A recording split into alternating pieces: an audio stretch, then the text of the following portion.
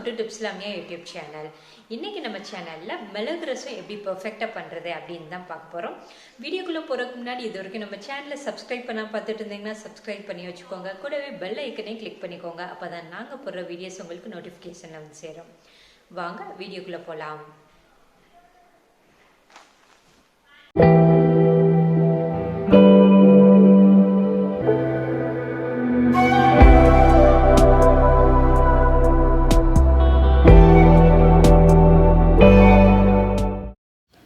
ரசம் பண்ணுறதுக்காக நான் எலுமிச்சம்பழம் சைஸ் புளி எடுத்து ஊற வச்சுருக்கேன். ஊற வச்சிருந்த புளியை கரைச்சி நல்ல தண்ணியை எடுத்து வச்சுருக்கேன்.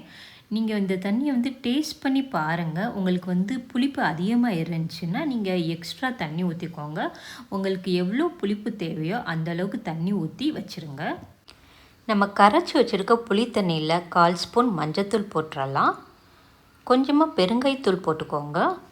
ரெண்டையும் நல்லா ஒரு கரண்டியை வச்சு நல்லா எல்லா பக்கமும் மிக்ஸ் பண்ணி விட்டுருங்க. ரசம் செய்கிறதுக்கு தேவையான பொருட்களில் இந்த மாதிரி ஒரு சின்ன உரலில் போட்டு இடித்து எடுத்துடலாம். இந்த மாதிரி உரலில் நம்ம இடித்து ரசம் வைக்கிறப்ப ரசத்தோட ஃப்ளேவர் பார்த்திங்கன்னா சும்மா செம்மையாக இருக்கும். ரசம் செய்கிறதுக்கு எப்போவுமே மிளகு கொஞ்சம் தூக்கலாக போட்டுக்கோங்க. மிளகு தூக்கலாக போடுறப்ப ரசம் டேஸ்ட்டாக நல்லாயிருக்கும். நான் 2 ஸ்பூன் மிளகு போட்டிருக்கேன். அடுத்து 1 ஸ்பூன் சீரகத்தை போட்டு ரெண்டையும் நல்லா தட்டி எடுத்து வச்சிடலாம். உங்கள்கிட்ட இந்த மாதிரி உரல் இல்லாட்டினா நீங்கள் மிக்ஸி ஜாரில் போட்டு அரைச்சி எடுத்துக்கோங்க. ரசத்துக்கு இந்த மாதிரி 1-2 நுணுக்கி எடுத்துகிட்டு இதை ஒரு கிண்ணத்தில் மாற்றி வச்சிடலாம்.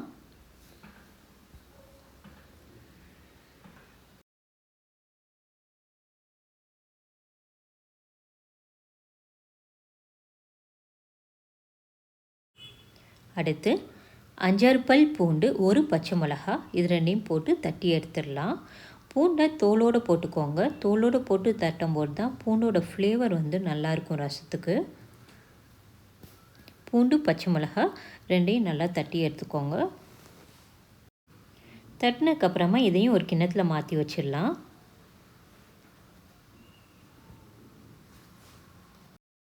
ரெண்டு தக்காளியை கையிலே மசிச்சு வச்சுருக்கேன். இதை ரசம் தாளிக்கிறப்ப போட்டு வதக்கிடலாம். ரசத்தை தாளிச்சிடலாம். எண்ணெய் ஒரு 2 ஸ்பூன் ஊற்றிக்கோங்க.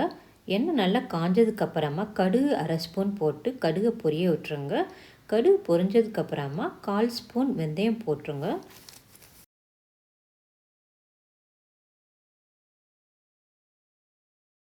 அடுத்து கொஞ்சோண்டு கருவேப்பிலையை போட்டு தாளிச்சிடலாம்.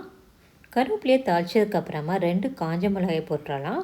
நீங்கள் கிள்ளி போட்டாலும் சரி, இல்லை அப்படியே போட்டாலும் சரி, அது உங்களோட விருப்பம். நான் 2 மிளகாயை கிள்ளி போட்டுக்கிறேன். கிள்ளி போட்டதுக்கப்புறமா இதை லைட்டாக வதக்கி விட்டுறேன். அடுத்து மிளகு சீரகம் நம்ம தட்டி வச்சுருக்கதை போட்டு வதக்கிடலாம். நீங்கள் இதை வதக்கிறப்பயே பார்த்தீங்கன்னா இதோட வாசனை சூப்பராக இருக்கும். அடுத்து பூண்டு, பச்சை மிளகாய் தட்டி வச்சுருக்கோம்ல, அதையும் போட்டு வதக்கிடலாம். இது எல்லாத்தையும் வதக்கிறப்பயே பார்த்திங்கன்னா உங்களுக்கு நல்லா வாசனை சூப்பராக இருக்கும்.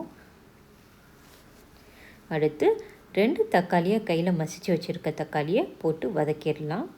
நம்ம தக்காளியை போட்டு வதக்கும் போது ரசத்தோட டேஸ்ட் நல்லாயிருக்கும்.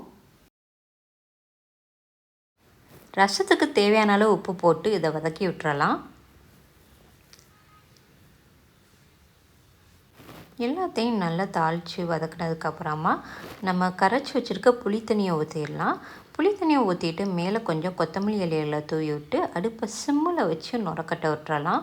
அடுப்பை சிம்மில் வச்சு நுரக்கட்ட விடும்போது தான் ரசம் நல்லா டேஸ்ட்டாக இருக்கும். அதனால் பொறுமையாக நுரக்கட்ட விடுங்க. ரசம் நுரக்கட்ட ஆரம்பிச்சிருச்சு பாருங்கள். இந்த மாதிரி நுரக்கட்ட ஆரம்பித்தோடனே நீங்கள் ஸ்டவ் ஆஃப் பண்ணிடணும். அப்போ தான் ரசம் டேஸ்ட்டாக நல்லாயிருக்கும். ரசத்தை கொதிக்க வச்சிடாதீங்க. ரசம் கொதிச்சிச்சுன்னா ரசத்தோட டேஸ்ட் நல்லா இருக்காது. அதனால் இந்த மாதிரி லைட்டாக நுரக்கட்டினோடனே ஸ்டவ் ஆஃப் பண்ணிடுங்க. அவ்வளோதான், டேஸ்ட்டான மிளகு ரசம் ரெடி ஆயிடுச்சு. உங்களுக்கு இந்த வீடியோ பிடிச்சிருந்துச்சுன்னா லைக் பண்ணுங்கள், ஷேர் பண்ணுங்கள், கமெண்ட் பண்ணுங்கள். மறக்காமல் சப்ஸ்கிரைப் பண்ணுங்கள். கூடவே பெல் ஐக்கனையும் கிளிக் பண்ணிக்கோங்க. தேங்க்ஸ் ஃபார் வாட்சிங்.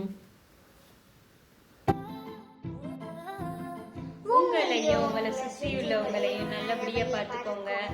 இந்த வீடியோ உங்களுக்கு பிடிச்சிருந்துச்சுன்னா லைக் பண்ணுங்க, ஷேர் பண்ணுங்க, சப்ஸ்கிரைப் பண்ணுங்க.